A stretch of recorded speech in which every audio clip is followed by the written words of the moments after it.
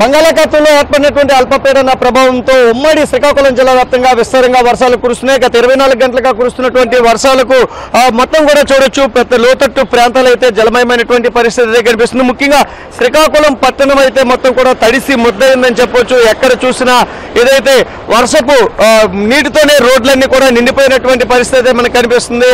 మొత్తం మనం కానీ చూస్తున్నట్లయితే ప్రధానమైనటువంటి రహదారి ఇది. డే అండ్ నైట్ నుంచి ఏదైతే ఇలిసిపురం మీదుగా మనకి ఈ మొత్తం నర్సన్నపేట వరకు వెళ్ళేటటువంటి ప్రధానమైనటువంటి రహదారి ఇది. ఈ రహదారి అంతా కూడా పెద్ద ఎత్తున ఏదైతే చూడొచ్చు వర్షపు నీటితో నిండిపోయినటువంటి పరిస్థితి కనిపిస్తుంది. ఎక్కడ చూసినా ప్రతి ఒక్కరు కూడా ఇబ్బందులు పడేటటువంటి పరిస్థితి కనిపిస్తుంది. సరే, ఇప్పుడు మనం చూడొచ్చు ఏదైతే ఈ మొత్తం రహదారి అంతా కూడా జలమయమైనటువంటి పరిస్థితి కనిపిస్తుంది. ఎలా ఉంది ఏంటి బాబు, ఏంటి పరిస్థితి? చాలా వర్షాలతో జనాలు బయట రాలని పరిస్థితి. సో వెహికల్ చూస్తున్నారు కదా మీరు అందరూ. సో ఎంత కష్టం మీద వాళ్ళ డ్యూటీలకు వెళ్తున్నారు, చాలా కష్టపడుతున్నారు. ప్రభుత్వం ఇది సూచించి ఒక 2-3 రోజులు సెలవైనా కావాలని కోరుకుంటున్నాం ప్రతి ఎంప్లాయీస్కి. రోడ్డు మీదకి వచ్చే పరిస్థితి ఉందా? రోడ్డుకి వచ్చే పరిస్థితి ఉంది. ఎందుకంటే రోజు పొద్దున్న మేము ఆఫీస్కి వెళ్ళకపోతే మాకు ఎలా జీవనోపాధి అవుద్ది. ఇవన్నీ ఆశ్రయించి మాకంటూ ఒక 2-3 రోజులు సెలవులు కావాలని కోరుతున్నాం.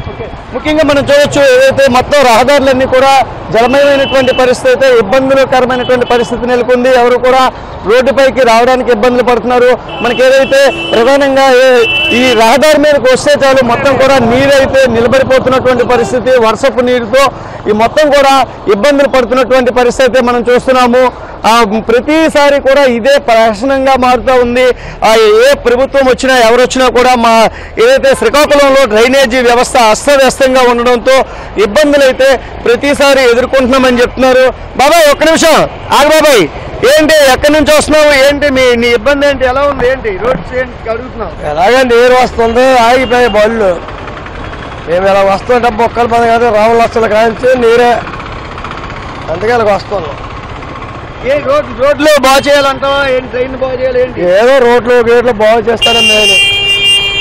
ముఖ్యంగా మనం చూడొచ్చు ఏదైతే ప్రధానంగా ఇబ్బందులు అయితే ఎదుర్కొంటున్నారు.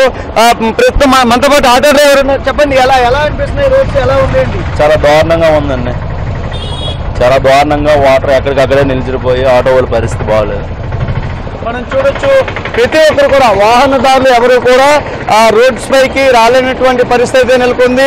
ఆర్టీసీ కాంప్లెక్స్ మొదలు ఇటు ఏదైతే వెళ్ళేటటువంటి రహదారి మొత్తం ఇలిసిపురం కానీ రైతు జంక్షన్ కానీ డే అండ్ నైట్ నుంచి మొత్తం మనకి రామలక్ష్మణ్ వరకు కూడా ఇదే పరిస్థితి అయితే కొనసాగుతుందని అయితే చెప్తున్నారు. ప్రతిసారి కూడా చినుకు పడితే వణికాల్సినటువంటి దుస్థితి నెలకొంటుంది. ముఖ్యంగా వాహనదారులు అయితే బయట అడుగు పెట్టలేనటువంటి పరిస్థితులు.